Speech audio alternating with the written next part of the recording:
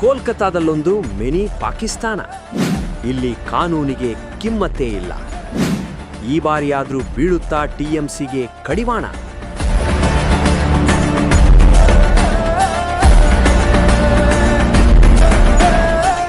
ಇದು ದುರಂಧರ್ ಚಿತ್ರದ ದೃಶ್ಯವಲ್ಲ.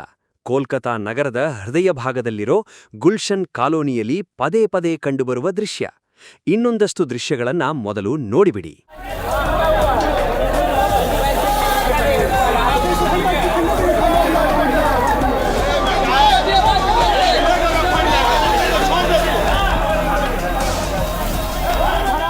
ಅಂಗಡಿಗಳಿಗೆ ಬೆಂಕಿ ಹಚ್ಚೋದು, ಆಮೇಲೆ ಅಗ್ನಿಶಾಮಕ ದಳ ಬಂದು ಅದನ್ನ ಆರಿಸೋದು ಇಲ್ಲಿ ನಡೀತಾನೇ ಇರುತ್ತೆ.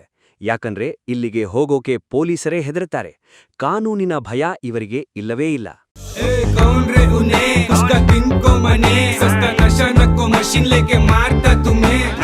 ನೋಡಿದ್ರಲ್ಲ ಈ ಕಾಲೋನಿ ಹೇಗಿದೆ ಅಂತ?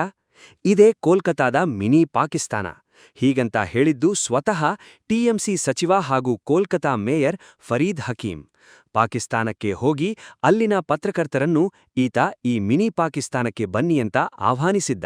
ಆ ನಂತರ ಅದನ್ನು ಸಮರ್ಥಿಸಿಕೊಳ್ಳಲಾರದೆ ಹಾಗೆ ಹೇಳಿದ್ರೆ ತಪ್ಪೇನು ಅಂತ ಭಾರತದ ಪತ್ರಕರ್ತರನ್ನೇ ಪ್ರಶ್ನಿಸಿದ್ದ. You said that you are going to accompany her to mini Pakistan in Kolkata. No, I have not said that. I have not said that. But the thing is that if she said that also, if it is for being in London, you don't. In Singapore there is a mini India. So what is the harm on that? I didn't say that. But why this huge and cry? Why so much of this thing is what? This is...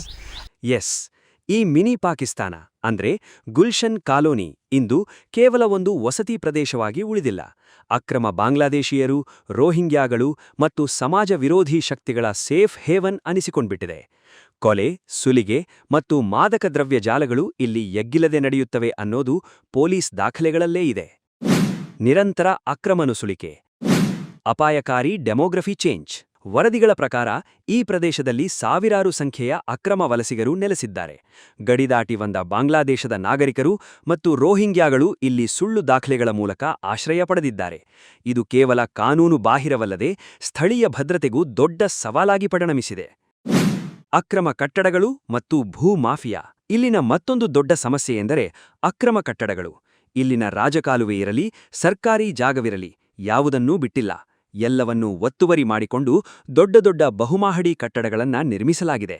ಇದಕ್ಕೆ ಸ್ಥಳೀಯ ರಾಜಕಾರಣಿಗಳು ಮತ್ತು ಭೂಮಾಫಿಯಾದ support ಬೇರೆ. ಯಾವುದೇ ನಕ್ಷೆಯಿಲ್ಲ, ಯಾರ ಅನುಮತಿಯೂ ಇಲ್ಲ. ಹೀಗೆ ತಲೆ ಎತ್ತಿರೋ ಈ ಕಟ್ಟಡಗಳು ಭವಿಷ್ಯದ ಅನಾಹುತಕ್ಕೆ ಮುನ್ಸೂಚನೆಯಾಗಿವೆ. ಪೊಲೀಸರ ಅಸಹಾಯಕತೆ.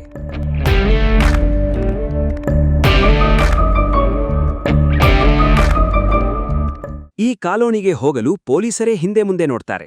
ಇದು ಎಲ್ಲರಿಗೂ ಗೊತ್ತಿರೋ ಬಹಿರಂಗ ಸತ್ಯ. ಅಪರಾಧಿಗಳನ್ನ ಹಿಡಿಯಲು ಹೋದಾಗ ಪೊಲೀಸರ ಮೇಲೆಯೇ ದಾಳಿ ನಡೆದ ಘಟನೆಗಳು ಇಲ್ಲಿ ನಡೆದಿವೆ. ರಾಜಕೀಯ ಆಶ್ರಯ ಪಡೆದಿರುವ ಕಿಡಿಗೇಡಿಗಳು ಕಾನೂನನ್ನ ತಮ್ಮ ಕೈಗೆತ್ತಿಕೊಳ್ಳುತ್ತಾರೆ. ಇತ್ತೀಚಿನ ಒಂದು ವರದಿಯ ಪ್ರಕಾರ ಇಲ್ಲಿನ ಕ್ರಿಮಿನಲ್ ಗುಂಪುಗಳು ತಮ್ಮದೇ ಆದ ಸಮಾಂತರ ಆಡಳಿತ ನಡೆಸುತ್ತಿವೆ. ಗುಳೆ ಹೋದ ಸ್ಥಳೀಯ ಹಿಂದೂಗಳು. ಈ ಕಾಲೋನಿಯಲ್ಲಿ ಕ್ರಿಮಿನಲ್ಗಳ ಉಪದ್ರವ ತಾಳದೆ ಸ್ಥಳೀಯ ಹಿಂದೂಗಳು ಇಲ್ಲಿಂದ ಗುಳೆ ಹೋಗಿ ಎಷ್ಟೋ ವರ್ಷಗಳಾಗಿದೆ. ಇದೀಗ ಸುತ್ತಮುತ್ತಲಿನ ಪ್ರದೇಶದ ಜನರು ಭಯದ ನೆರಳಿನಲ್ಲಿ ಬದುಕುತ್ತಿದ್ದಾರೆ. ಮಹಿಳೆಯರ ಸುರಕ್ಷತೆ ಮತ್ತು ಮಕ್ಕಳ ಭವಿಷ್ಯದ ಬಗ್ಗೆ ಪೋಷಕರು ಆತಂಕಿತರಾಗಿದ್ದಾರೆ. ಕಣ್ಣ ಮುಂದೆಯೇ ಅಕ್ರಮಗಳು ನಡೆಯುತ್ತಿರುವುದು ಧ್ವನಿ ಎತ್ತಲಾಗದೆ ಪ್ರಾಣ ಭಯದಿಂದ ಬದುಕುತ್ತಿದ್ದಾರೆ.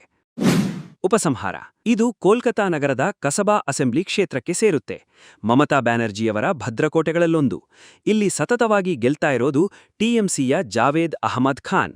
ಈ ಬಾರಿ ಇವರಿಗೆ ಬಿಜೆಪಿಯ ಸಂದೀಪ್ ಬ್ಯಾನರ್ಜಿ ಪ್ರಬಲ ಪೈಪೋಟಿ ನೀಡ್ತಾ ಇದ್ದಾರೆ. ಈ ಬಾರಿಯಾದರೂ ಕ್ರಿಮಿನಲ್ಗಳನ್ನ ಮಟ್ಟ ಹಾಕೋರು ಗೆಲ್ಲಲಿ ಎನ್ನೋದು ಈ ಕ್ಷೇತ್ರದ ಸಾಮಾನ್ಯ ಮತದಾರರ ನಿರೀಕ್ಷೆ.